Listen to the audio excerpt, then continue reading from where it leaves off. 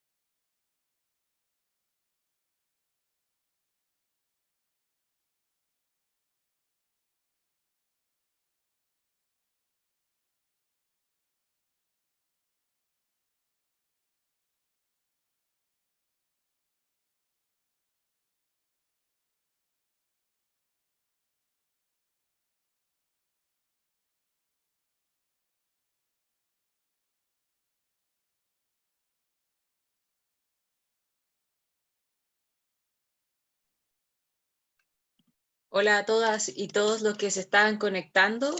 Estamos esperando unos minutos a que se sume toda la audiencia y vamos a comenzar con nuestro tercer taller.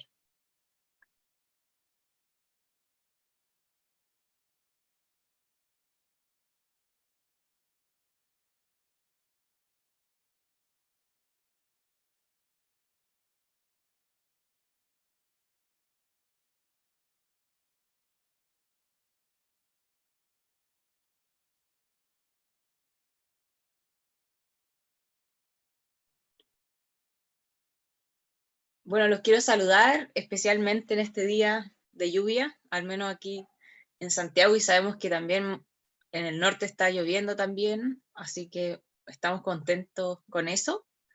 Mientras se va conectando otra gente, les voy a recordar las instrucciones de esta plataforma para quienes no se han sumado a los talleres anteriores.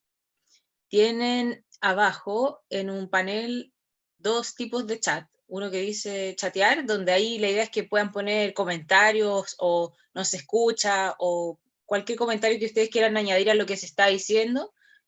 Y en donde dice preguntas y respuestas o en inglés Q&A, pueden poner preguntas directamente sobre lo que se está hablando. A ver, ¿se está escuchando bien?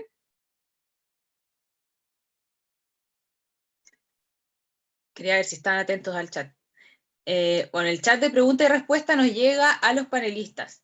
Entonces, somos varios los que estamos contestando. Ahora pueden ver en Vista de Galería, tenemos a Catalina Marchán, también del equipo de Así Conserva Chile, encargada de diseño y comunicaciones. Guillermo Zapag, que es gestor de proyectos también de Así Conserva Chile. Amanda Alfonso, que es especialista en conservación de tierras de la Fundación Tierra Austral, y Victoria Alonso, que es la directora ejecutiva de la Fundación Tierra Austral. Vamos a estar todos durante este taller, que es el tercer taller de este ciclo, para difundir estos estándares. Bueno, muchas gracias por inscribirse. El que se perdió el taller de áreas bajo protección privadas u organizaciones garantes, estos se van a repetir las 2 próximas semanas que vienen, y este mismo taller también se vuelve a repetir una segunda vez. Un saludo especial para todos los miembros de Así Conserva Chile que están conectados. Estamos celebrando todo este año nuestros 10 años de la organización. Así que esto también se enmarca dentro de una celebración, a pesar de que no estamos saliendo de nuestras casas, de una manera de también compartir el trabajo que hemos desarrollado junto a Tierra Austral desde el año pasado. Bueno, para comenzar, este taller se enfoca en el estándar para el uso del derecho real de conservación, o DRC, como le vamos a llamar, durante todo el taller, en un área bajo protección privada. Yo haré una pequeña introducción que tiene que ver con el proyecto y cómo llegamos desde Así Conserva Chile junto a Tierra Austral a desarrollar esto, y luego los dejaré con Amanda Alfonso para explicar sobre el derecho real de conservación, sobre este estándar, y también estarán los demás respondiendo preguntas. Estaremos ahí en este chat de preguntas y respuestas. También es importante que hay una forma de hacer preguntas en voz alta, se me había olvidado. Vamos a tener 2 momentos de la presentación para hacer preguntas en voz alta, y ustedes tienen dentro de participantes, ustedes pueden levantar la mano. Y más adelante Guillermo les va a dar la palabra y les va a activar la posibilidad de poner su audio. Y ahí ustedes van a hacer la pregunta en voz alta, y tengan en consideración que esto ya se está transmitiendo en YouTube, y esta pregunta no muestra sus rostros, pero sí el audio que ustedes digan. Bueno, como les comentaba, este es el tercer taller de este ciclo. Siguiente, por favor.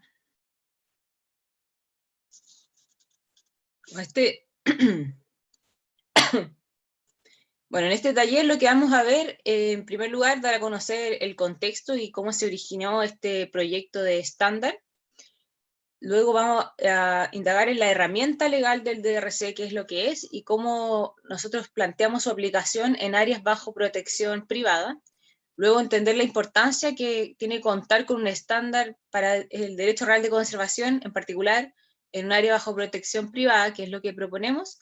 Luego vamos a dar a conocer este estándar en términos generales, no todos los indicadores, pero varios de ellos, y mostrar el contenido disponible en la web de este proyecto, que lo más relevante es que hay unos modelos de contrato de derecho real, que les van a mostrar Amanda. Siguiente, por favor.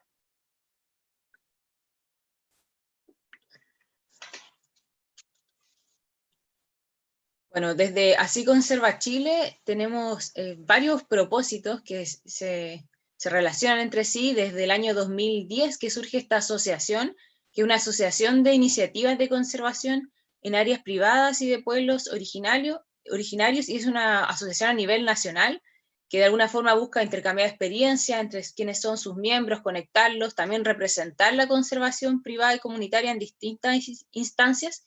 Y también un propósito muy importante desde el comienzo es el impulsar políticas y estándares. Y en ese sentido está pendiente la poder generar un set de estándares que, en primer lugar, están las áreas bajo protección privada, que es parte de la publicación que ustedes pueden conocer. También marcamos en este mismo trabajo las organizaciones garantes de conservación y lo que vamos a ver hoy día, el derecho real de conservación. Siguiente. Y esto es parte de, para apoyar no solo a nuestros socios, sino a otras iniciativas de conservación, y en este caso es un público más amplio, y en general para comentarles, ya somos 45 miembros que están presentes en 13 regiones del país y cubren más de 600.000 hectáreas. Siguiente.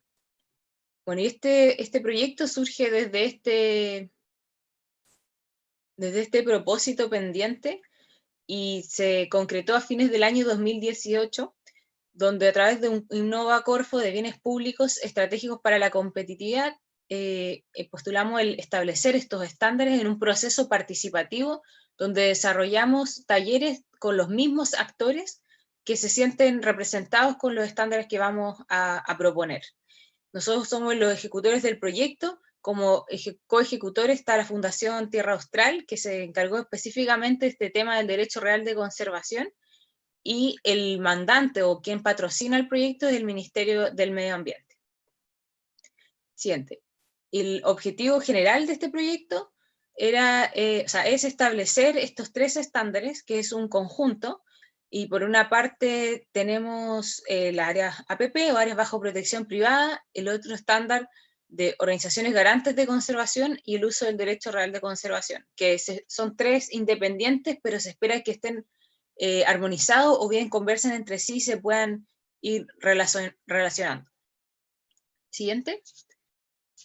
Esto se ve, ustedes lo pueden conocer en mucho más detalle en una publicación donde está compuesta por 3 capítulos, uno de cada estándar, y pueden ya descargarla siguiente manera. En la página web del proyecto de estándares para conservar, en formato PDF, está abierta y gratuita para todos ustedes.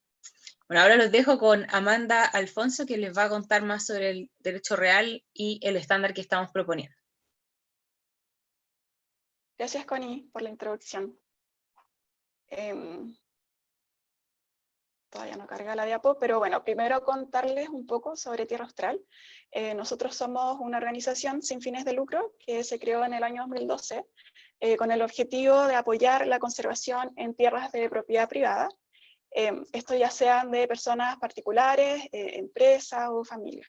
Por lo que trabajamos en conjunto con propietarios para que puedan proteger su patrimonio natural a través de instrumentos legales, como lo es el derecho real de conservación.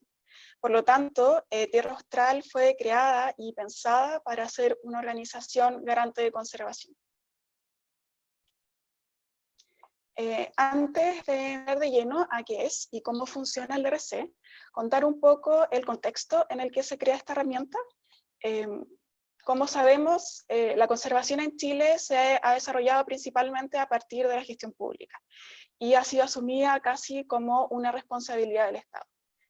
Y si bien se ha avanzado en la protección de la biodiversidad, las áreas terrestres protegidas se concentran en la zona sur del país y por lo tanto quedan muchos ecosistemas subrepresentados.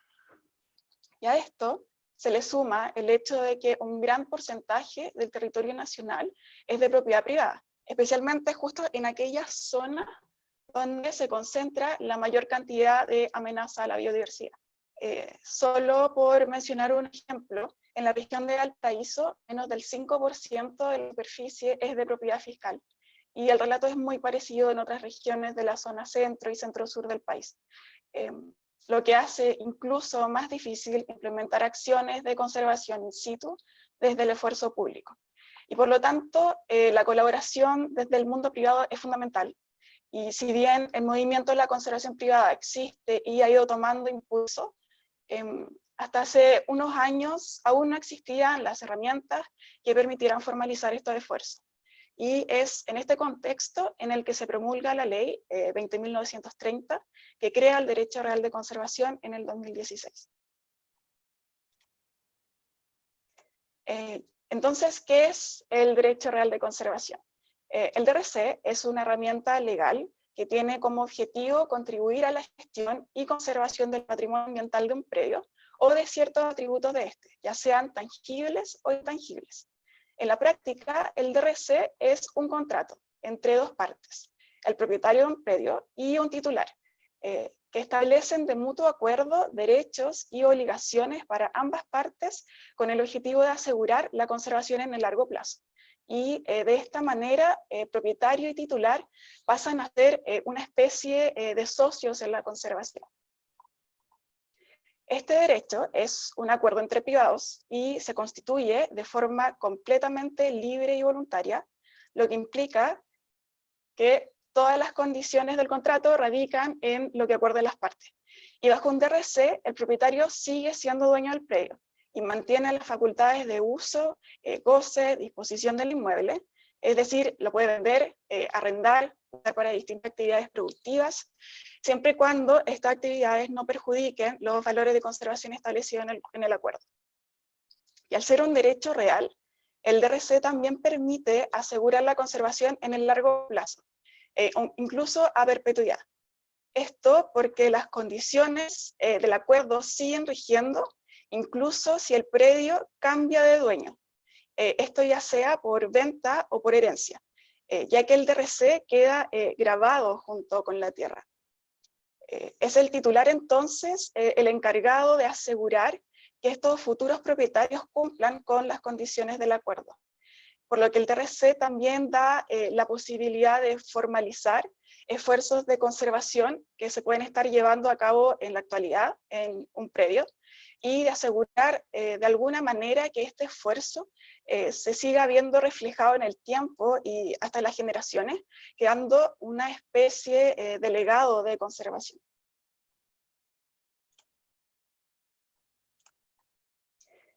Existen otros aspectos claves de un DRC. Por ejemplo, es un acuerdo que se constituye dentro del derecho privado. Es decir, el Estado no se involucra en su constitución, ni en las condiciones para establecerlo, ni tampoco necesita la aprobación de un tercero. También, el contrato implica determinar ciertas restricciones en las actividades y usos de la tierra que se pueden llevar a cabo en la propiedad y que son necesarias para proteger lo que se quiere conservar. Por ejemplo, se puede establecer la prohibición de la tala del bosque nativo. Y otra característica súper importante es que el DRC, a diferencia de otros derechos reales o instrumentos de conservación equivalentes en otros países, como los Conservation Easements en Estados Unidos, no solo es restrictivo, sino que también es de naturaleza afirmativa, ya que entrega la facultad de conservar al titular. Lo que quiere decir que no solo limita lo que se puede hacer en el predio, sino que también permite al titular del acuerdo, a este socio en la conservación, implementar acciones en el predio con el fin de asegurar la conservación del patrimonio natural, como pueden ser acciones de restauración ecológica. Esto, por supuesto, si lo acuerdan las partes. Si bien la ley que crea el DRC es bastante amplia, ya que deja abierto quién puede ser el titular o el plazo que debiese tener un DRC, sí establece al menos que se debe cumplir con una de las siguientes condiciones. Sí, al menos una, determinar restricciones o prohibiciones de destinar el inmueble a una o más actividades productivas, o la obligación de implementar acciones conducentes a la conservación del predio, como ya sea resguardo o administración, o la obligación de ejecutar o supervisar un plan de manejo para el aprovechamiento racional de los recursos naturales del predio.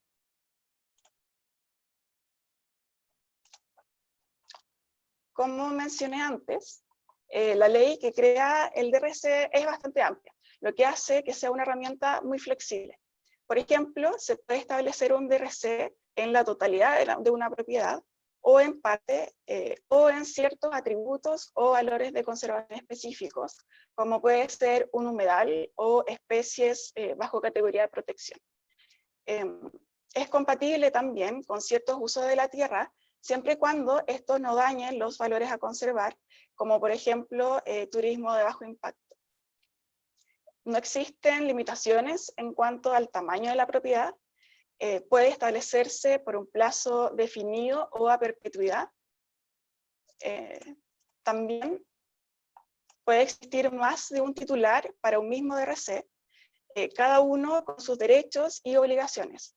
Por ejemplo, puede haber un titular con más experiencia en esta herramienta, que tenga la capacidad jurídica de defender el acuerdo en caso de que fuese necesario, y una organización local que tenga un contacto estrecho con el propietario, que se encargue, por ejemplo, de monitorear el estado del patrimonio ambiental. También pueden existir múltiples acuerdos de DRC sobre una misma propiedad, con distintos titulares, siempre y cuando estos no sean opuestos entre sí. Todas estas características permiten involucrar a una variedad de actores en la conservación del predio, formalizando distintas maneras de colaboración y estableciendo derechos y obligaciones claros para cada uno de ellos. Pero también esta flexibilidad, que es una de las principales fortalezas de esta herramienta, también deja mucho espacio para su aplicación. Entonces, a partir de esto nace la idea de crear estándares para su aplicación, que fijen buenas prácticas, y que al mismo tiempo estos estándares estén armonizados con otros elementos de la conservación privada. Entonces, antes de pasar a hablar sobre los estándares, vamos a dejar unos minutos para responder preguntas junto con Victoria Alonso, quien es la directora ejecutiva de Tierra Austral. Así que quienes tienen dudas o quieren consultar pueden levantar su mano virtual o también escribirlas por el chat de Q&A. Connie. Sí, muchas gracias, Amanda. Estamos aquí esperando a ver si hay alguna manito levantada, pero hasta el momento no hay manos levantadas. Ahí hay una. Vamos a dar la palabra a Juan en estos momentos. Tienes que desactivar tu micrófono, Juan. ¿Ahí me escuchan? Sí. Hola, buenos días y muchas gracias a todos, tanto de la Ciconserva Chile como de la Fundación. Yo tengo un terreno, estaba leyendo ahí, vi que no hay superficies mínimas para poder postular a un DRC. Yo tengo, como muchos de ahí de la asociación saben, una parcela, un terreno chico, 2.500 metros cuadrados, y la estoy empleando a los 5.000 metros cuadrados con especies de bosque esclerófilo. Entonces, ¿cómo lo hago yo para concretar un DRC? ¿Con quién tengo que hablar? ¿Hay un correo de contacto? ¿Me pueden ayudar efectivamente a concretar un DRC? ¿Hay algún contacto con quien establecer, digamos, una ayuda concreta? Sí, eso, muchas gracias. Por supuesto. Muchas gracias. Sí. Como se contó en el taller anterior sobre organizaciones garantes de conservación, estas son las organizaciones que actúan como titular y que acompañan a los propietarios durante todo este proceso de establecer un derecho real de conservación. Tierra Austral actúa como titular de DRC, así como también hay otras organizaciones. Y bueno, nosotros también acompañamos desde el principio, desde determinar cuál es la herramienta legal apropiada, y establecer el proceso de negociación, cómo se va a cabo, cuáles serían las características del DRC, cuál es su objetivo, cómo se va a financiar, durante todo el proceso hasta la firma del DRC, y después lo que implica implementarlo y llevarlo a cabo, y eso depende también de las condiciones que se acuerden en el mismo contrato.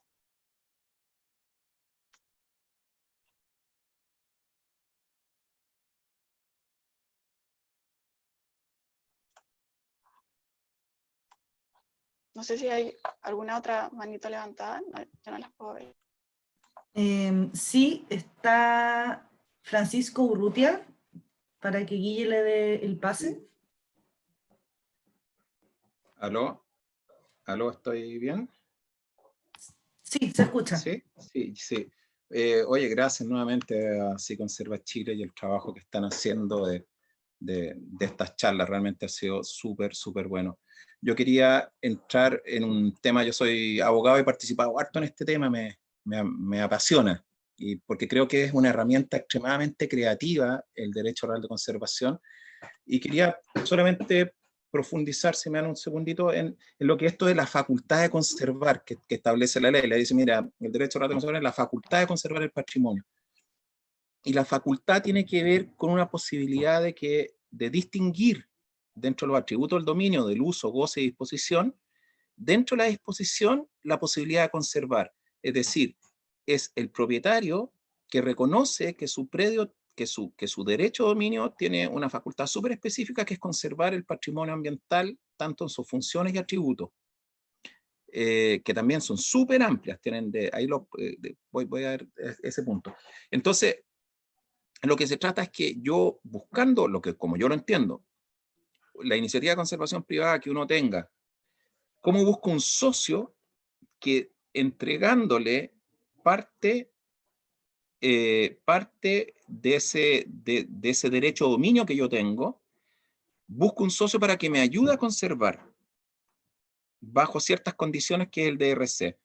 Entonces, para mí es como bien importante que el DRC no es mágico en sí mismo, sino que es con quien efectivamente yo busco cubrir cierta área de mi planificación del predio, que necesito un buen socio para entregarle en dominio por un tiempo determinado o a perpetuidad ciertos atributos o funciones de mi predio, para que él me ayude a conservarlo buscando nuevos recursos, ayudando en la ciencia, ayudando a hacer líneas bases, ayudando a hacer el plan de manejo.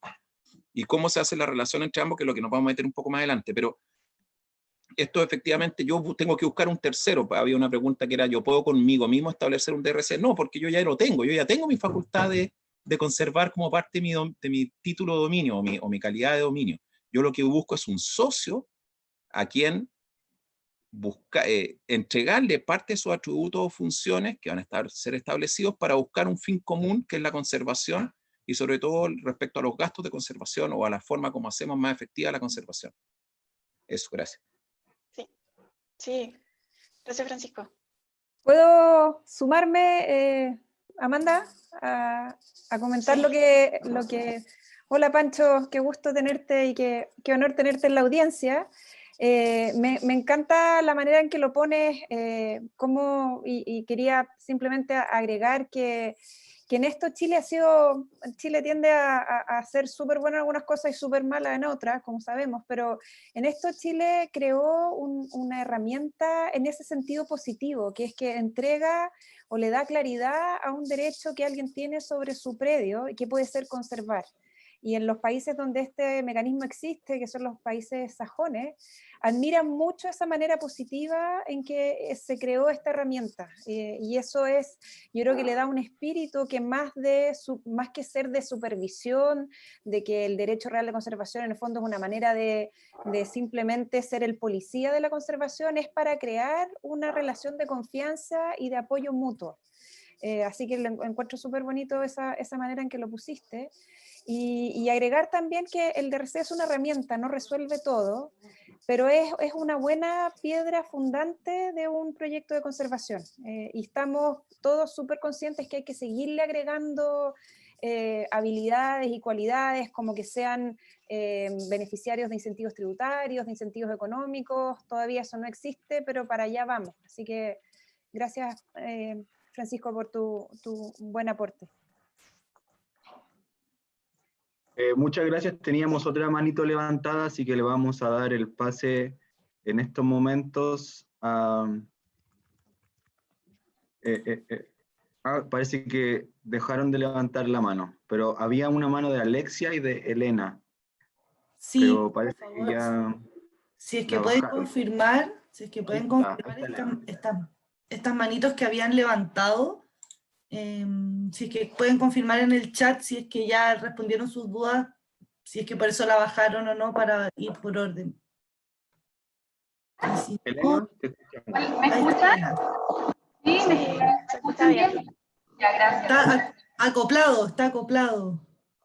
Sí, tengo un problema con el computador y por eso escribí mi pregunta por el chat, si es que prefieren mirarla por ahí, porque no me van a escuchar bien quizás. Te respondemos Ya. por ahí, Elena, sí. Gracias. Vamos a ir tomando todas las preguntas, no se preocupen. Ok, súper. Gracias. Ya, podemos continuar nomás.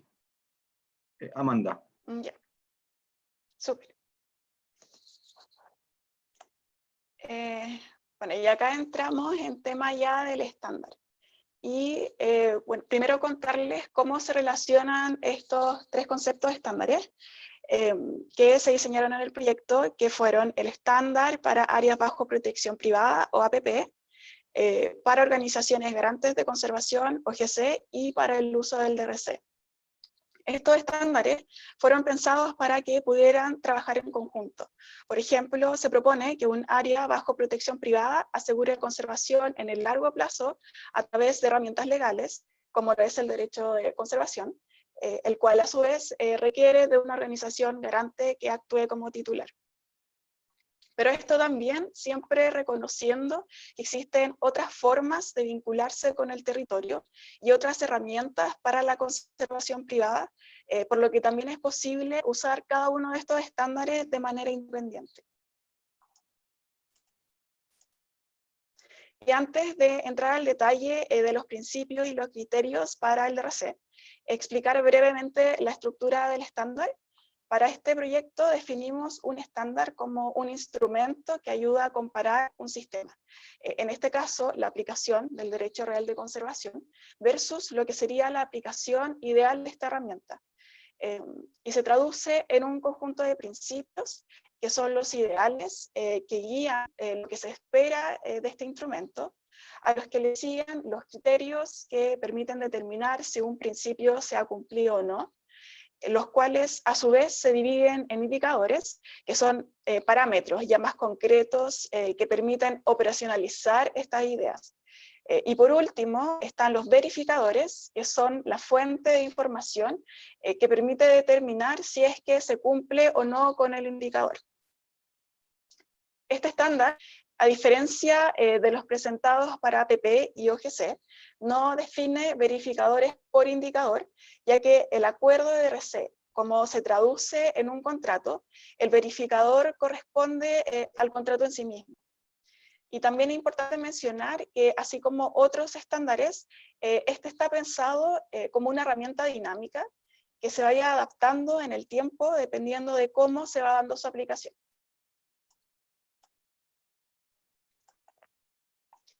Establecer un estándar sirve para determinar lineamientos para la aplicación, en este caso, de una herramienta legal, y operacionalizar a partir de los conceptos que establece la ley.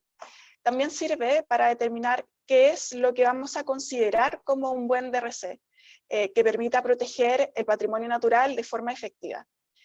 También puede ayudar a que distintos actores de la conservación privada sigan una misma línea de trabajo que facilite la colaboración. Puede promover la creación de incentivos al uso del derecho real de conservación y también puede aportar a la credibilidad de los proyectos de conservación. Este estándar está dirigido principalmente a propietarios y organizaciones que tienen o gestionan áreas bajo protección privada, organizaciones garantes de conservación que quieran actuar como titulares de DRC, funcionarios públicos que trabajen en temas de conservación y abogados o estudios jurídicos que van a ser parte de la implementación de esta herramienta.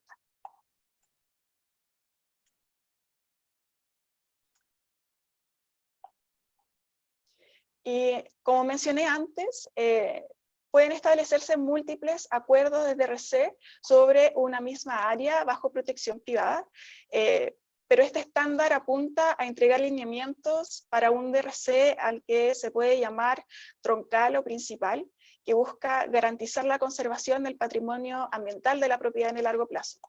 Lo que no impide que existan otros acuerdos de DRC en el mismo predio, que sean complementarios y que sigan fines específicos y no necesariamente tengan que cumplir con el estándar. Por ejemplo, puede existir una propiedad que además de este DRC principal tenga un acuerdo de conservación con una universidad, cuyo objetivo sea proteger una especie clave para la investigación, y otro con una ONG local sobre una parte de la propiedad que sea para fines de educación ambiental y que sea por una duración definida.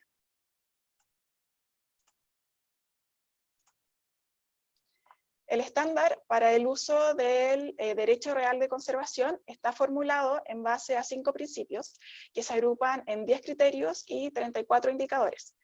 No vamos a alcanzar seguramente a ver cada uno de los principios y criterios, pero de todas maneras la publicación que está disponible en la página web incluye una explicación de cada uno de ellos.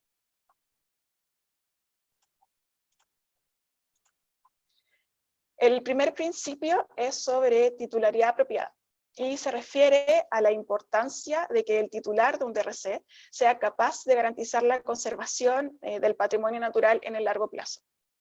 Y este principio tiene solo un criterio, sobre la naturaleza del titular, refiriéndose a que este debiese ser una entidad sin fines de lucro, con misión de conservación y con la capacidad de ejecutar el acuerdo de forma efectiva y sin conflictos de interés. Si bien la ley deja abierto a que cualquiera puede ser titular de un derecho real de conservación, acá se proponen dos características fundamentales para una titularidad apropiada.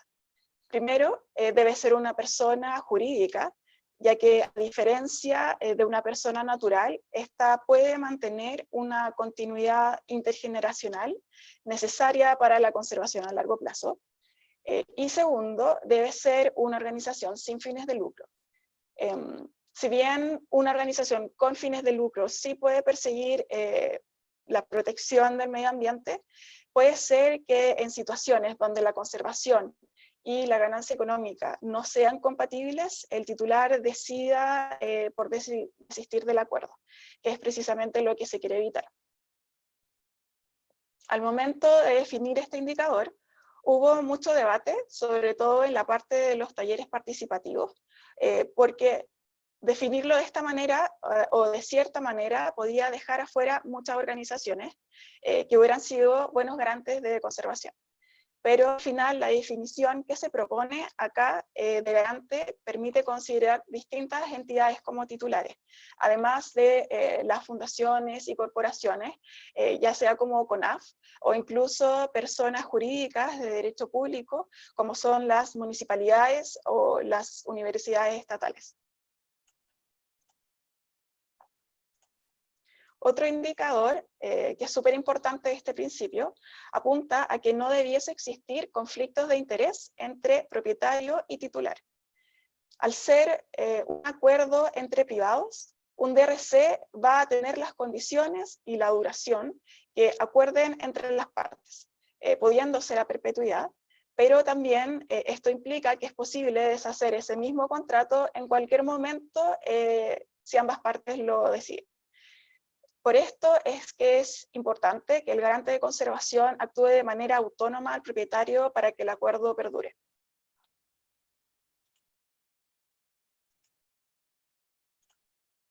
El principio 2 apunta a la importancia del largo plazo en los acuerdos de conservación, específicamente la perpetuidad.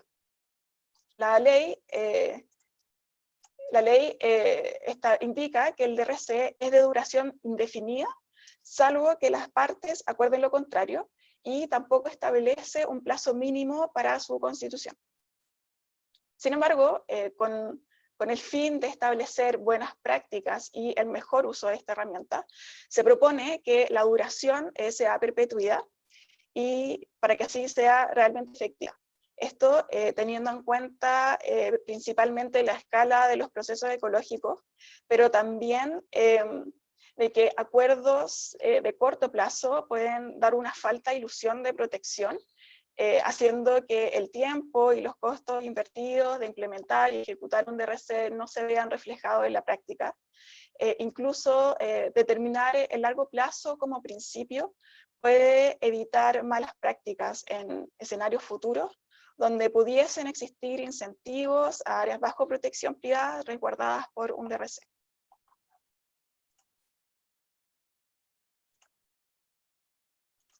El principio 3 habla sobre transparencia y conformidad con la ley y aborda la importancia de la transparencia al momento de establecer acuerdos de derecho real de conservación. Esto con el fin de mantener la confianza en el instrumento y su eficacia, especialmente en pensando en futuros propietarios que no estuvieron involucrados en el proceso y que se van a encontrar con la obligación de cumplir con las condiciones del acuerdo.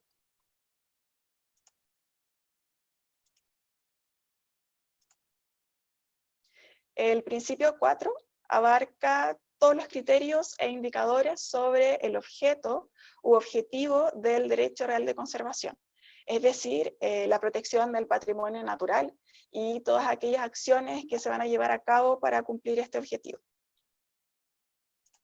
Específicamente, el criterio 4.1 habla sobre la importancia de identificar los valores a conservar, ya que esto permite determinar y priorizar los esfuerzos o las medidas a realizar, y en este caso los efectos del acuerdo. Acá definimos los valores de conservación como aquellos atributos o funciones del patrimonio natural o ambiental que son de suma importancia para la conservación de un área protegida. Según la ley que crea el RC, estos valores pueden ser naturales, culturales o servicios ecosistémicos. Es amplio la definición. Y pueden ser también tangibles o intangibles.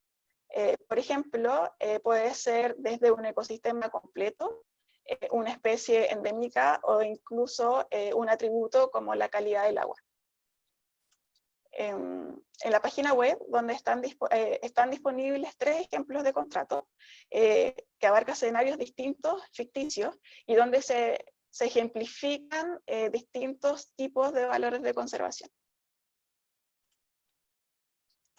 También este criterio propone que el contrato incluya como anexo algún tipo de reporte, ya sea una caracterización ecológica o línea de base, que documente el estado de estos valores de conservación al momento o previo a la firma del contrato, ya que esto sirve como punto de referencia en caso de que sea necesario probar en el futuro que existan daños al patrimonio natural del predio. Y por último, hay un indicador a considerar en caso de que el DRC no se constituya sobre todo el predio, y este indicador propone que se incluya un plano anexo al contrato, además del plano que demuestra los deslinde de la propiedad y que tiene que ir sí o sí, que indique el área que quedará bajo DRC, y para que quede muy claro qué es lo que se está grabando.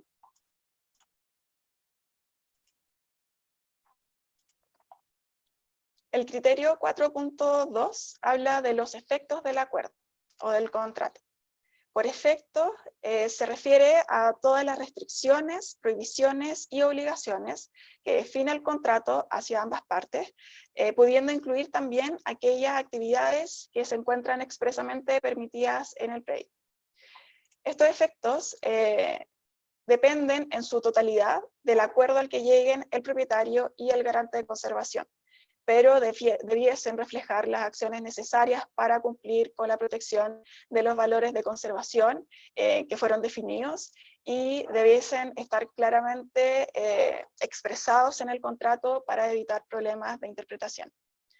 También es posible establecer zonas con distintos usos en una misma propiedad bajo DRC. Por ejemplo, una zona de conservación más estricta y una zona compatible con otros usos como puede ser agricultura de bajo impacto. En estos casos, los efectos serán distintos para cada una de estas áreas y debiesen estar especificados en el contrato junto con la definición espacial de esta zonificación.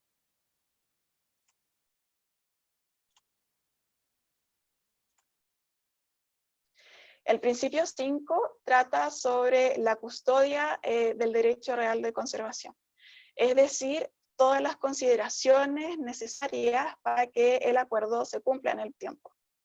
Y el primer criterio de este principio habla sobre la importancia de contar con un plan de seguimiento o monitoreo de los valores de conservación, ya que un seguimiento regular permite identificar problemas o amenazas de manera temprana y evitar que ocurran daños graves. Se plantea también que en el contrato considere estos aspectos como una estrategia de monitoreo, la frecuencia con lo que se hará el seguimiento y también la forma en que se va a documentar, etc. El indicador 5.1.4 habla sobre derechos de acceso. Para que el titular pueda llevar a cabo sus derechos y obligaciones, como las de monitoreo, es fundamental de que pueda acceder a la propiedad bajo DRC. Y para esto se propone que el contrato incluya acuerdos de derechos de acceso de parte del propietario al titular bajo ciertas condiciones, por supuesto, que se especifican en el mismo contrato. Por ejemplo, que sea una vez al año o que sea siempre con aviso previo. Y finalmente, el criterio 5.3 aborda la resolución de conflictos. El espíritu de un acuerdo de RC es que las partes trabajen en conjunto y sean una especie de socios o partners en la conservación con un objetivo común. Pero siempre es posible que surjan diferencias relacionadas con la interpretación del contrato o directamente con su incumplimiento, y esto puede ser de ambas partes, tanto del propietario como del titular. Y la probabilidad de que esto pase aumenta con nuevos propietarios que no fueron parte del proceso de establecer el DRC, pero que de todas maneras tienen que cumplir con sus condiciones. Por lo que se propone que el contrato defina una secuencia de resolución de conflictos, donde la primera instancia siempre sea una negociación de buena fe. Y esto implica sostener un diálogo en el cual las partes tienen la disposición de entender las razones y las propuestas del otro para poder llegar a un acuerdo. Y si las partes no pueden llegar a un acuerdo, entonces se propone una segunda instancia que corresponde a la mediación. Es decir, que exista la intervención de un tercero imparcial que facilite el diálogo entre las partes. Y acá también se plantea la posibilidad de que el mediador no necesariamente, mediadores que sean, por ejemplo, de un centro de mediación y arbitraje, no necesariamente van a manejar los temas técnicos para propiciar una mediación que sea efectiva. Entonces se abre la posibilidad de que este mediador sea un experto en conservación, con conocimiento técnico en el tema y especialmente sobre la razón de la disputa o del desacuerdo, este es designado de mutuo acuerdo entre las partes. Y finalmente, en el caso de que no se llegue a acuerdo mediante negociación de buena fe ni por mediación, es necesario entonces incluir una instancia final resolutoria. Esta puede darse por medio de un arbitraje o de tribunales de justicia ordinaria, dependiendo de los que las partes les parezca mejor al momento de la negociación del contrato.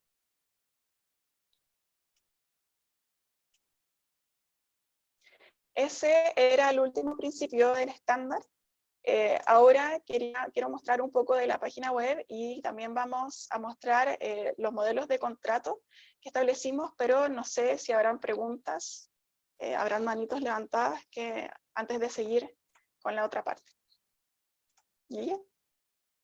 Ya estamos recibiendo en estos momentos preguntas en vivo por si quieren levantar sus manos. Ahí Enrique Cruz levantó la mano, le vamos a dar la palabra. Ya, Enrique, tienes que silenciar el micrófono. Ahí sí. Muchas gracias por la presentación, está súper bueno el estándar. Tengo una pregunta bien cortita respecto al plan de seguimiento o monitoreo. ¿El estándar hace alguna sugerencia de alguna metodología para esto? Específicamente este estándar para el DRC no, pero se puede hacer referencia al estándar para áreas bajo protección privada, que ahí ofrece como una referencia mayor para hacer un posible seguimiento. Ok, perfecto, gracias. De nada.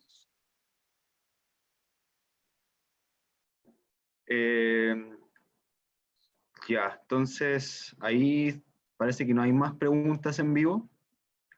Recuerden que igual estamos bien con los tiempos, yo creo, así que después que Amanda continúe, al final vamos a dar la oportunidad nuevamente para hacer preguntas. Así que dale nomás, Amanda.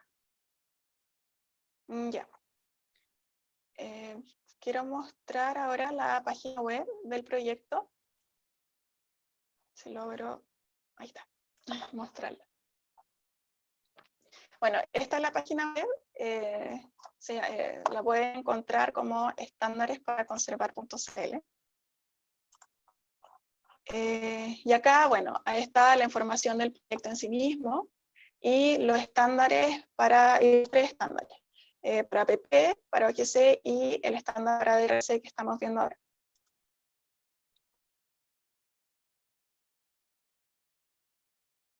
Y acá, bueno, está disponible para descargar la publicación completa en PDF, también el resumen de estándar para DRC, y contenidos y el resumen de cada uno de los criterios y de los principios.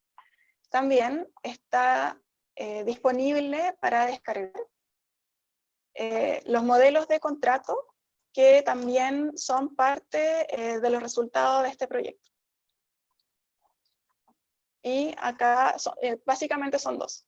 Uno es el modelo de contrato general, y otro es el modelo de contrato con comentarios, que básicamente tiene pequeñas explicaciones por cláusula para facilitar la comprensión de cada una de ellas. Y también hay otras 3 documentos disponibles para descargar, que son 3 casos donde se aplica el modelo de contrato en 3 casos ficticios, que puede servir de ayuda también para interpretarlo. Y ahora quiero poder mostrar el modelo de contrato en el que trabajamos.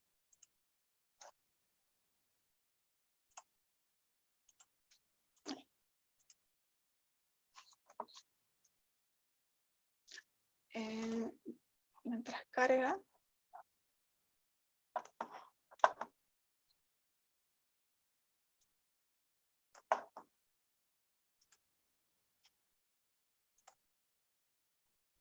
Este documento refleja la estructura general de un acuerdo de derecho real de conservación que sigue los estándares propuestos, y se diseñó a partir de un borrador inicial propuesto por el equipo jurídico de Tierra Austral, el cual se adaptó según los estándares que fueron elaborados de forma participativa.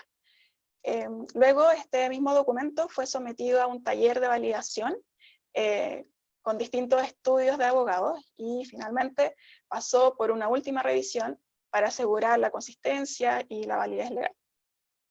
Sin embargo, al momento de usar el modelo y en general durante todo el proceso de negociación de un DRC, las partes siempre debiesen contar con sus respectivos abogados. En sí, el modelo tiene una estructura general, y aquí me disculpo de antemano con los abogados presentes, espero no insultar a nadie.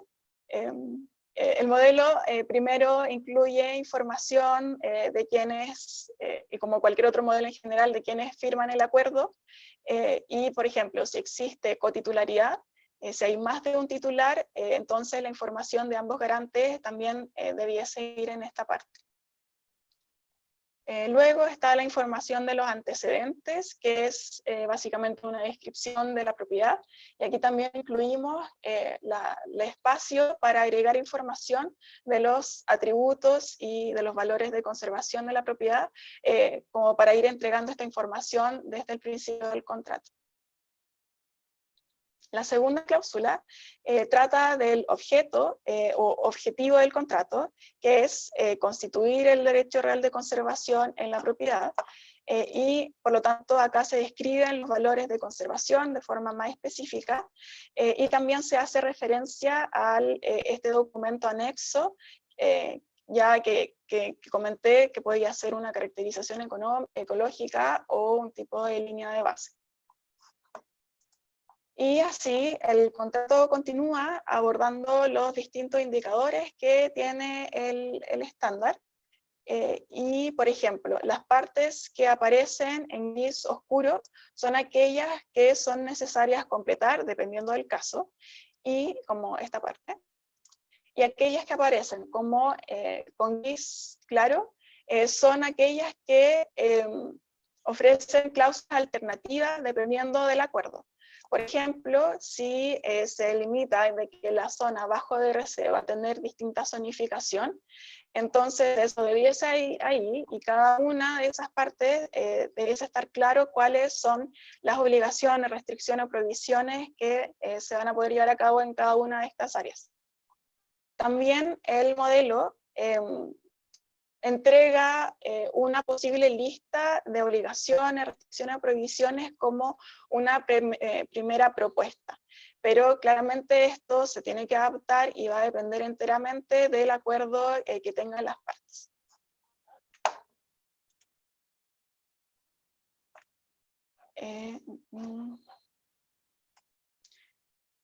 Creo que eso era lo que quería contar. No sé si habrán preguntas.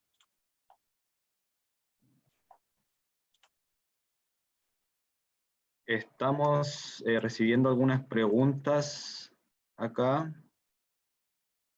Jorge Oliva, le voy a dar el pase. Hola. Hola. Tenía una consulta.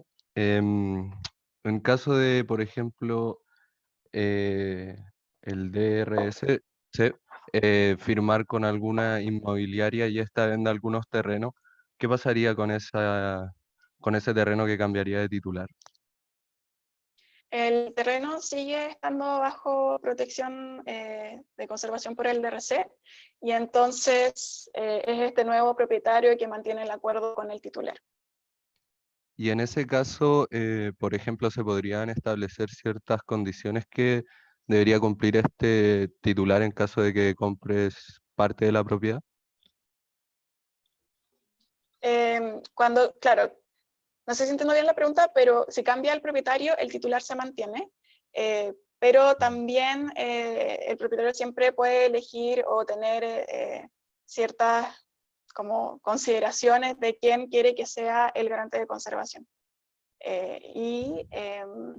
Siempre está la posibilidad de modificar el acuerdo, ojalá que no pase así, pero puede ser, de que sea necesario cambiar el titular o el garante por otra organización quizás que sea más adecuada para ese tipo de acuerdo.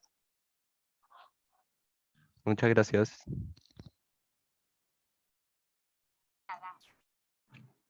Ya, Francisco Urrutia tenía también levantada la mano, así que ahí le vamos a dar el pase a Francisco. Francisco, ahí sí. ¿Ahí se escucha? Ahí sí, ya Sí. bien. Oye, lo primero, en modo de talla y en serio, ¿por qué se firman en Santiago los contratos? ¿No será un poco ¿Por qué? centralista? Hija? No, que el modelo que bajé de la página web decía en Santiago de Chile, no. Oh, toda la Solamente, razón, no, sí. solamente la Sí, lo visión es. centralista nomás. Claro, Toda uno la desde razón, la... toda la razón. Ya, no, eso era en broma nomás, pero el mundo centralista que tenemos. Oye, ¿cuál es? A ver, a mí me viene como una pregunta más al callo de ¿cómo identificar ustedes cuál es el beneficio porque esto es un estándar que tiene que ver un propietario de tierra respecto de lo que hemos llamado un estándar o poder tener con un garante de tierra, que generalmente también unido en este proyecto, el garante de tierra también tiene un estándar que debería cumplir. ¿Qué gana el propietario con el garante, en asociarse con un garante?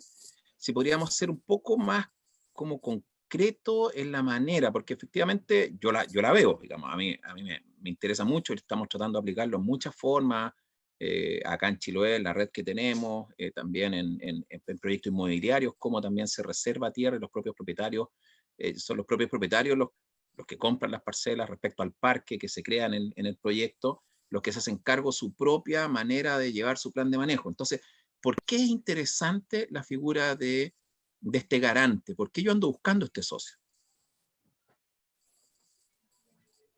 Le respondo yo, Amanda.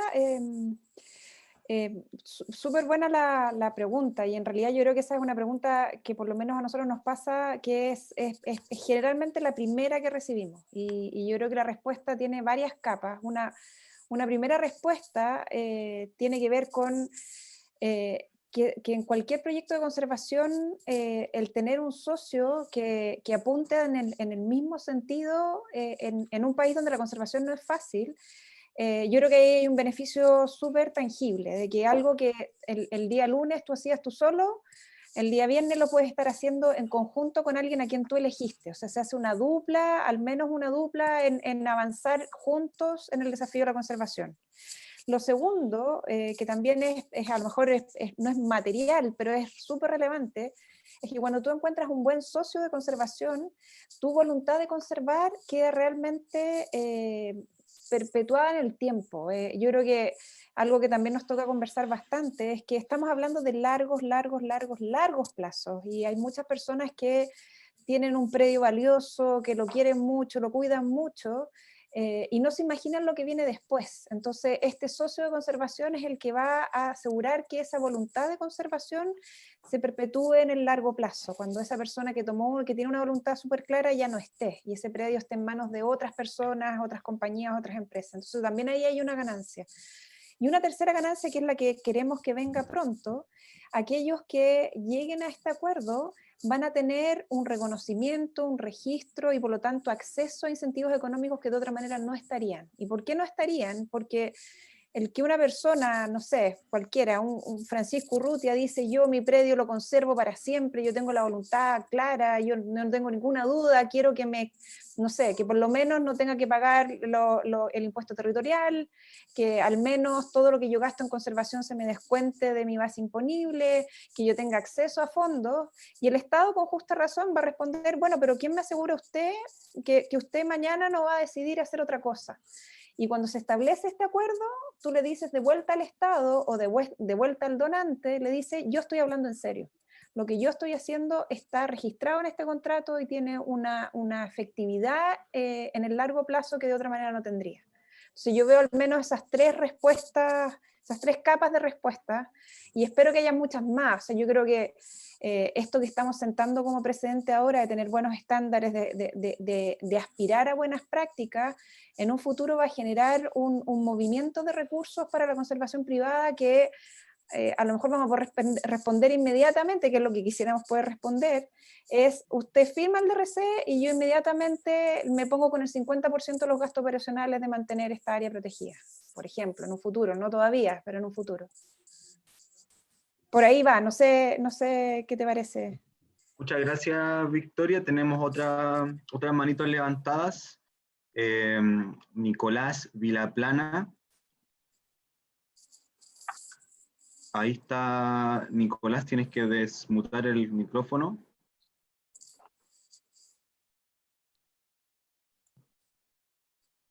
Nicolás.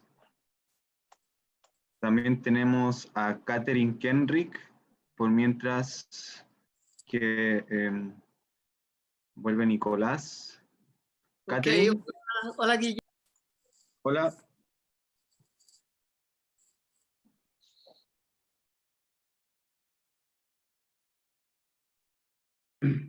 Ahora sí, Catherine. Ahora sí. Sí. Hola a todos y todas. ¿Me escucha? Gusto estar acá. ¿Me escuchan? Sí, se escucha bien. Se escucha, sí. La pregunta está relacionada con la consulta de Nicolás, perdón, sí, bien digo, y no, de Francisco, perdón, y la respuesta de Victoria. La gran pregunta para nosotros que hacemos conservación en la cordillera es: ¿de qué manera el asociarse con una organización garante hace más posible que yo haga frente a las amenazas industriales que habitualmente afectan a propiedades cordilleranas, como ser la minería, como ser proyectos hidroeléctricos? ¿De qué manera entonces esa unión me fortalece, me posibilita hacerle frente de mejor manera a esas amenazas? Eso, gracias. Gracias, Cata. Muy excelente pregunta, y la veíamos venir quizás en el set de preguntas y respuestas, aparecieron varias. Lo primero es que el DRC se firma entre el propietario y un titular, una organización garante, en que ambos acuerdan responsabilidades, obligaciones, derechos, en fin. Cuando existen amenazas de terceros que no están incluidos en ese DRC, hay varias posibilidades. La más natural es que en un acuerdo firmado entre partes que confían y que se firmó en la intención de sumar fuerzas, lo que primero sucede es que en vez de haber solo un propietario que se defiende frente a estos terceros, ahora hay dos organizaciones o un propietario más una organización garante que va a intervenir en la defensa frente a estos terceros, aunque no sea eso materia del contrato en sí. Legalmente, si hay un tercero que hace daño, no es culpa ni del garante ni del dueño, pero obviamente la existencia del acuerdo potencia la posibilidad de un equipo de defensa, si se quiere, aunque no esté regulado exactamente en el contrato. No sé si eso responde un poco a tu pregunta. Sí, gracias. Aunque no es que ese fortalecimiento de mi defensa haga que sea más posible que estemos protegidos frente a ese tipo de amenaza. El derecho real no te protege frente a la minería, no te protege frente a proyectos hidroeléctricos, por ejemplo. Es cierto, pero crea capas de complicaciones. En Chile nada protege contra el avance de la minería, ni los proyectos eléctricos, eventualmente siempre se puede expropiar, siempre se puede ir a tribunales, pero de que crea capas adicionales para que un proyecto se vea dificultado, nosotros creemos que sí las crea, y ahí en el chat de preguntas y respuestas, Francisco Urrutia también agregaba un poco de información al respecto. Estamos por probar la herramienta y en todo caso, hoy en día también todos estos proyectos tienen una dificultad reputacional que nos ayuda, en el sentido de que un proyecto que se va a establecer en un área protegida por un DRC, donde hay una organización garante que tiene un prestigio, que tiene una reputación, es un proyecto que se hace más difícil. O sea, si yo fuera una empresa minera, prefiero el sitio que no está protegido. Independiente de que esto sean medidas más bien reputacionales, más bien de presión social, a lo mejor no legales en el sentido estricto, pero como decía, hoy en día un proyecto minero se puede instalar en el Hospital Calvo Maquena si quiere. Ese es el país en el que vivimos. Bueno, yo quiero añadir un poco a ese tema para poner el ejemplo del Parque Hacienda El Durazno, que el año pasado también hubo una servidumbre minera que se quería hacer efectiva, que era bien antigua, pero estaba pendiente de un tema de un escorial. Y el Parque Hacienda El Durazno es de un único dueño, que también puso un derecho real con la Fundación Yampangui y también con la Corporación Nacional Forestal. Entonces, al momento de ingresar esta reclamación de la servidumbre, fueron en fondo tanto el propietario como la fundación, como la Corporación Nacional Forestal, que ya en fondo se está haciendo parte del Estado en este caso, que podría incluso derivar al Consejo de Defensa del Estado, y la persona desistió. Entonces también puede ser algo disuasivo, no solo como que en un enfrentamiento vaya a ganar el DRC, necesariamente podría ser, pero sí tiene un efecto disuasivo el que haya más de una persona defendiendo algún atributo de conservación. Ya. Muchas gracias, Connie. Para seguir, tenemos varias manitos levantadas y lo bueno es que aún nos quedan más de 20 minutos de taller, por lo que Nicolás Vilaplan está hace rato con la mano levantada. Nicolás, ¿estás por ahí? Ya. Por mientras... Ahí está, ahí se escucha. Ahí se escucha Nicolás. Emilio Pichara. Ah, no, no te aparece Nicolás. Antes de que siga aquí, hay una persona MacBook Retina 13 que por favor tiene que dar su nombre para poder preguntar, porque no sabemos quién es. Entonces, por favor, si nos puede dar el nombre por el chat.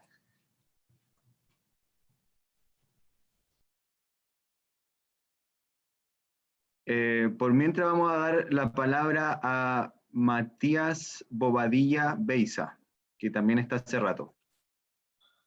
¿Matías? ¿Aló? Hola, ¿me escuchan?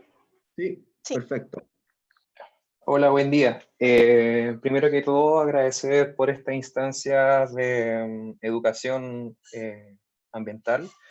Y quisiera hacer dos preguntas. La primera es, ¿qué sucede cuando el dueño del terreno muere, en este caso, y existe una cantidad de herederos? ¿Qué sucede con el DRC? ¿Existe alguna protección en ese momento? ¿O hay que volver a realizar un DRC en este caso, con los X propietarios que heredan el terreno? Y la segunda pregunta es en relación a un ejemplo bien concreto, en relación a la precordillera de Santiago. Todo el pie de monte de la cordillera de Santiago está, en este caso, subdividido en una X cantidad de predios, la mayoría que son privados.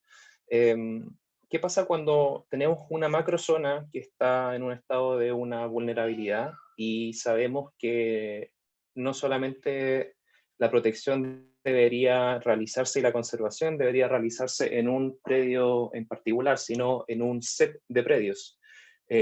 ¿Existe alguna forma de que un conjunto de propietarios puedan realizar un DRC con una organización o en este caso habría que realizar un DRC con cada propietario si es que se quisiera conservar? Eso. Gracias. En cuanto a la primera pregunta, ¿qué pasa cuando hay múltiples herederos? Como el DRC queda grabado con la propiedad, al momento de heredarse sigue siendo válido. Lo que quiere decir que los herederos tienen que seguir cumpliendo con las mismas obligaciones que la persona había acordado en un principio. Eso por un lado. Y bueno, acá la segunda pregunta, o la primera, no sé si Victoria quieres complementar, pero lo que en el caso de que se quiera crear este tipo de paisaje de conservación, claro, el DRC permite formalizarlo y hacerlo vinculante, y en ese caso cada propietario establecería un DRC posiblemente con la misma organización, pero también lo que se puede hacer es coordinarse y, por ejemplo, que todos los DRC tengan un objetivo en común o valores de conservación en común. No, yo no tengo nada que agregar, encuentro que ese era el punto. En lo primero, lo más importante es que el DRC va con la tierra y no con el dueño, así que no importa que se herede y que haya nuevos dueños, el DRC sigue vigente. Y efectivamente en el segundo hay una manera de asociarse. Cada rol tiene que estar grabado, entonces ahí de repente hay un trabajo de abogados de hacer como DRC se va con cada predio, pero es totalmente factible diseñarlo de manera que sea simple y sencilla. Ya.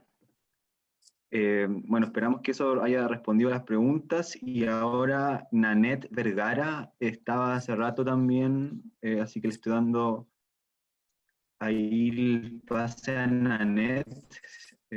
Si puede desilenciar tu micrófono, Nanette. Hola, ¿me escuchan? Ahí sí. Ya.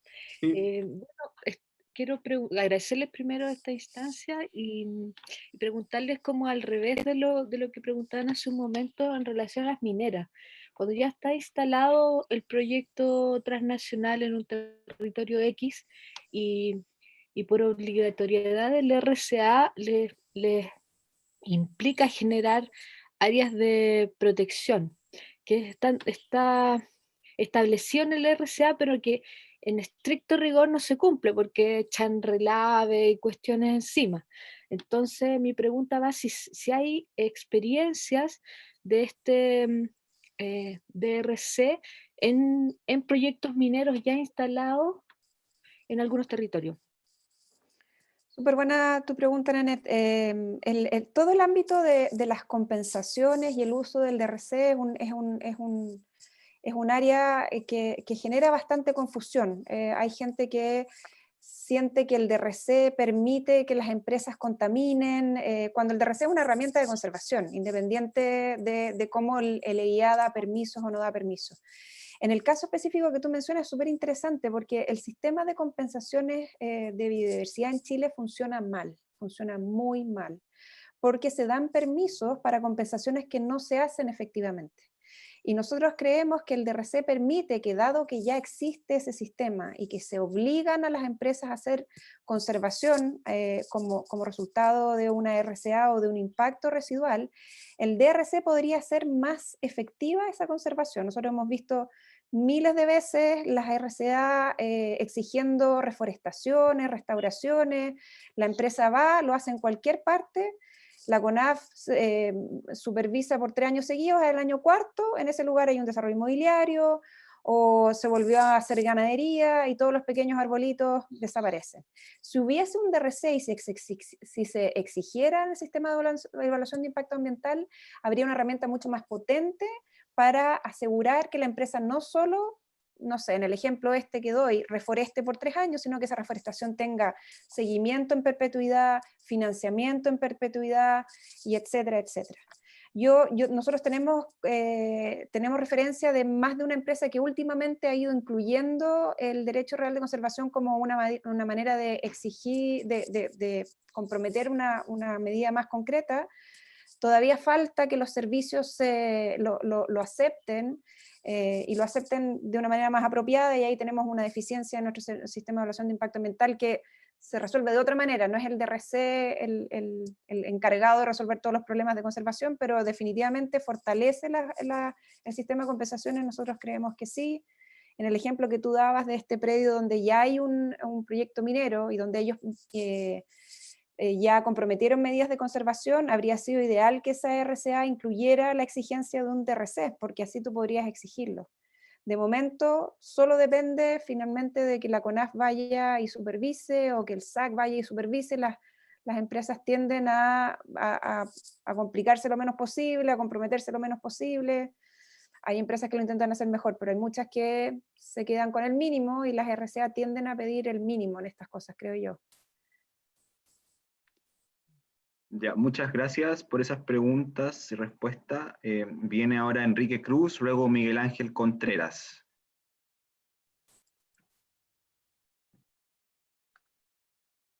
Gracias, Guille.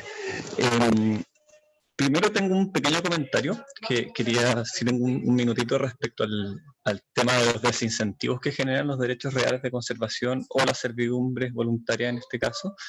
Nuestra experiencia en Fundación Foreco, como garantes de conservación de la Reserva Costera Valdiviana, es que, por ejemplo, proyectos de líneas eléctricas o de antenas de celulares que querían instalarse en la reserva, al existir esta herramienta legal,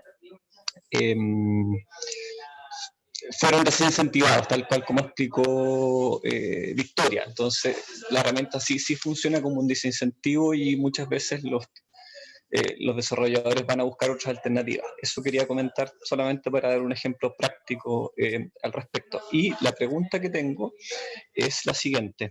En el caso de los derechos reales que tienen como titular a organismos del Estado, ¿cómo garantizamos que ocurra un monitoreo efectivo de esta, dado que obviamente no necesariamente estos organismos del Estado tienen presupuestos asignados para esto?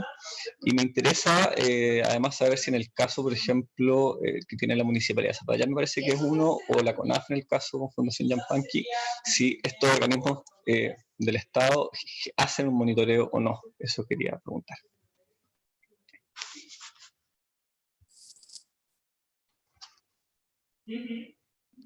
Gracias, Enrique, y súper bueno tu ejemplo de la Reserva Costera Valdiviana.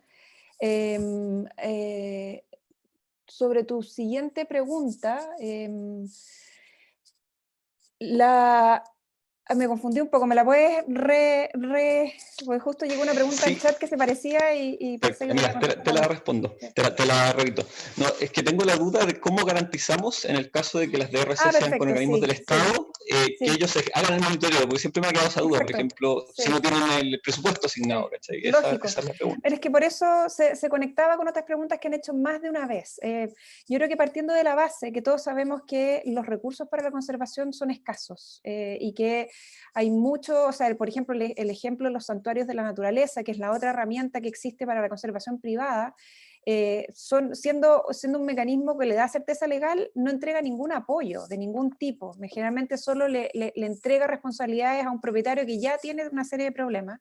Lo importante del DRC es que permite armar este traje desastre para la situación específica.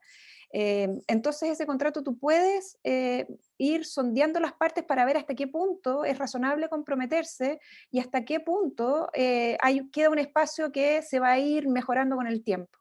En el ejemplo de Zapallar, daba bastante susto el poner a la Municipalidad de Zapallar como garante, porque además los municipios cambian de alcalde y cambian de prioridades, pero la verdad que en el caso de ese DRC, la comunidad está súper consciente que es un DRC que es un beneficio para todos, entonces el municipio se comprometió y está en el DRC, o sea, está en el acuerdo, no en el DRC mismo, hay un compromiso de fondos anuales que se destinan al DRC en el caso del boldo. No siempre va a ser así, y por eso los estándares que estamos creando es para que las partes se hagan las preguntas. O sea, si hay una parte que está comprometiendo algo, que el otro dice, oye, pero sabes que tengo sospechas si vas a poder hacerlo porque no sé si vas a tener los recursos, entonces ahí hay que redactarlo de manera que diga, bueno, en la medida que tenga recursos me hago cargo de esto, mientras no los tengo, estas son las responsabilidades mínimas que puedo cumplir.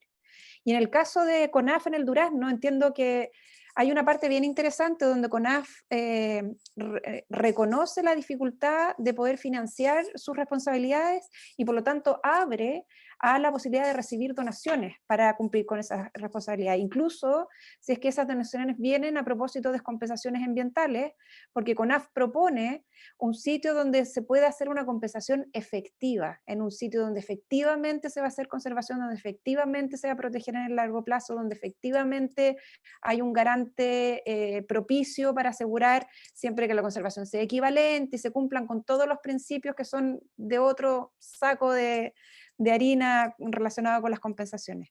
Pero es un poco caso a caso.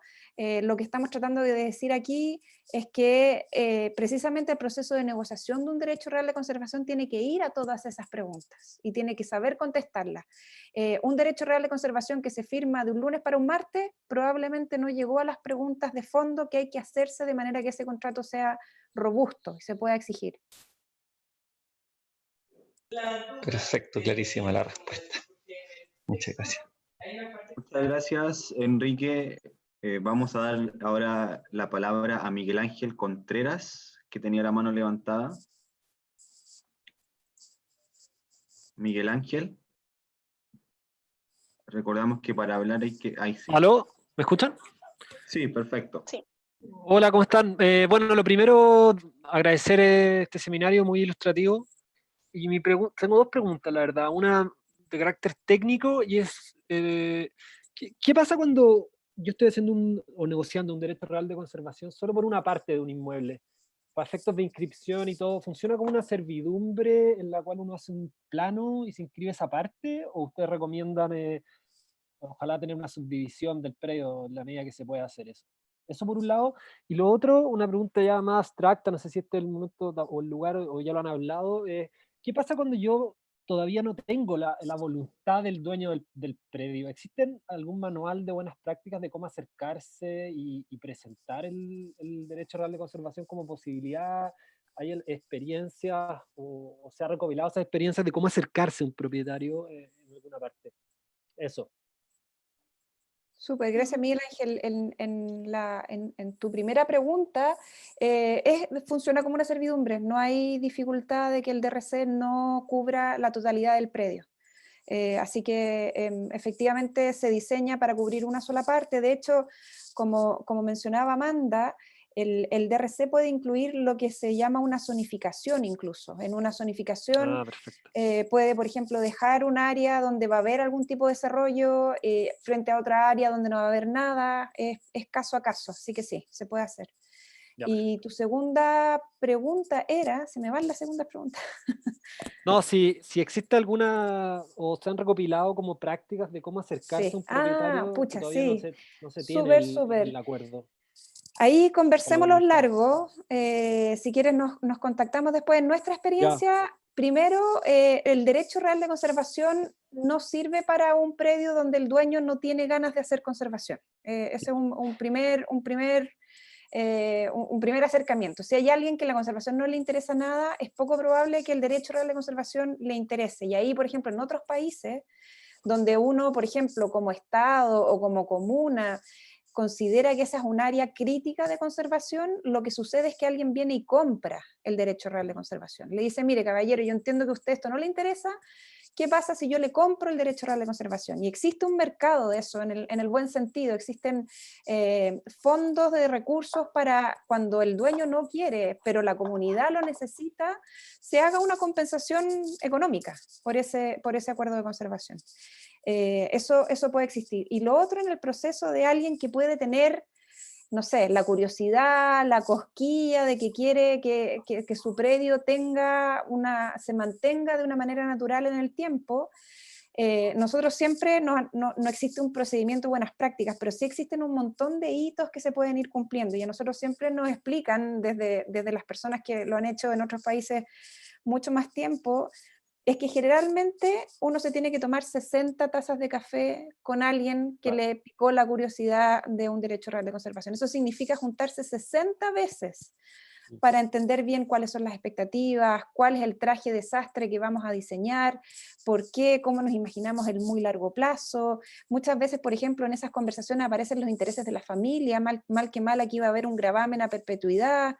¿Qué opinan esos hijos, esos nietos? 60 veces al menos, ¿no es cierto, Amanda? O el resto es un proceso, tenemos harto que compartir en eso, es experiencia que estamos creando. En Chile no hay una historia muy larga de esto, pero sí hay hitos que uno puede ir cumpliendo y para ir avanzando. Bueno, perfecto. Se agradecen las aclaraciones. De nada. Muchas gracias, Miguel Ángel. Teníamos también a Francisco con la mano levantada. Sí, quería entrar en una conversación que venía de antes del caso del Durazno, pero más que el caso del Durazno en sí, es algo que deberíamos ver como organizaciones de iniciativas de conservación privada, cómo darle, si es que la estrategia, si es que el derecho real de conservación tiene que ver con la estrategia de protección. Hay una figura que se logró en el Durazno, que todavía no la aprobamos en los tribunales, pero que para allá va, Constanza contó algo. Lo que se logra, sea en este caso con CONAF, o puede ser con el Ministerio de Medio Ambiente, bajo alguna figura, es cómo el director del servicio, en este caso en el Durazno, se hizo el contrato y después el director del servicio CONAF dictó una resolución diciendo, mire, ahora, en este caso fue así, CONAF lo argumenta completamente, la Fiscalía trabajó bien grande en eso, y luego dijo, ¿sabe qué? Esto finalmente es un derecho de dominio que tiene el Estado de Chile a través de CONAF del patrimonio ambiental de estas 6.000 hectáreas del Durazno, por lo cual lo vamos a declarar como un área colocada bajo protección oficial, a través de esta figura. Esto es traer un socio que también, la estrategia que tuvo el propietario del Durazno era cómo yo tengo socios que me ayuden contra las mineras, que es su gran tema. Después Yampangui como fundación hace el otro, hacia los valores culturales y todo, pero en el tema de eso. Entonces lo que de alguna forma es como cada caso, me gusta como Victoria plantea, esto es al sastre, digamos, esto es cada caso, yo tengo una piedra en el zapato que necesito algo entonces ahí yo busco la estrategia. No hay, todo es cancha, digamos, todo está por crearse, que es lo entretenido, lo que me tiene a mí fascinado es que podemos crear buenas soluciones caso a caso. Y en el otro lado, por ejemplo, estos grupos de familias que quieren a perpetuidad o un proyecto quiero vender, quiero hacer una parcelación, como también el DRC, yo involucro, hago una invitación a los que van a comprar para generar áreas que pueden ser de su propio predio, de la propia parcela que compré, o áreas comunes dentro para que en vez de gastos comunes, incluso los gastos comunes, hay plata para la conservación de las áreas que declaramos que son de conservación. Es decir, estas son distintas herramientas que yo tengo que ir creando para levantar recursos monetarios, recursos humanos. CONAF se compromete año a año en su plan, en el Durazno, año a año en su plan de manejo de la reserva, la Chinchilla, que con esos guardaparques van a hacer patrullaje y con los recursos que tienen de prevención de incendios forestales van a hacer patrullaje para defender el Durazno. Es decir, no es necesariamente, son contraprestaciones. El Durazno también, solamente como para ver la estrategia que logró ese propietario, hizo un convenio con la Intendencia y relevaron el proyecto con el DRC para poder entrar a fondos regionales de conservación, y en este momento están en la construcción de una línea base súper importante como corredor biológico. Es decir, aquí viene una gran creatividad que nos permite esta herramienta que podemos ir escalonando. Yo creo que eso es lo más valeroso.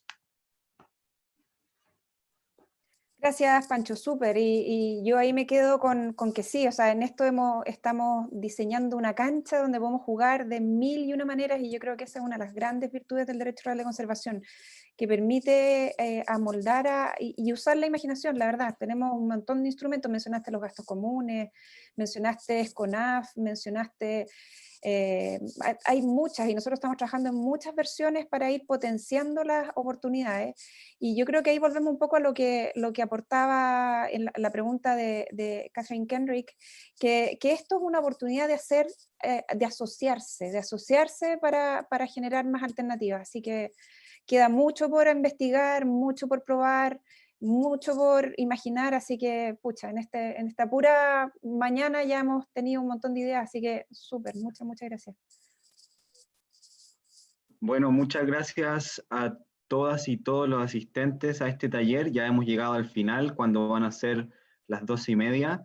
Y muchas gracias a nuestros panelistas también de Fundación Tierra Austral y al equipo de Así Conserva Chile. Les recordamos que a partir de la próxima semana cambiamos los días en los que estos talleres se van a realizar, que van a ser los martes, martes 23 de junio, luego el martes 30 y para finalizar el martes 7 de julio, en el que vamos a repetir los talleres que hicimos en esta primera pasada, para que estén ahí atentas a nuestras noticias y redes sociales.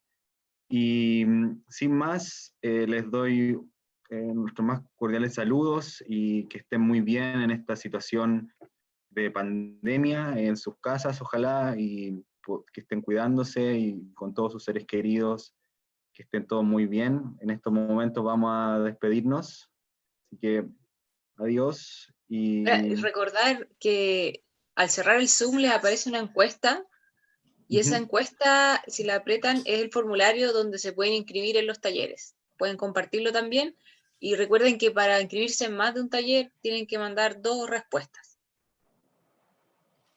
También aprovecho de despedirme y aprovecho de decirle a todos que nos sigan en nuestras redes sociales, Instagram, Facebook, YouTube. Este video quedó en nuestro canal, por si es que quieren compartirlo o no alcanzaron a verlo completo. Y eso, gracias a todos por su participación. muchas gracias, que estén muy bien. Gracias a todos. Gracias. Chao.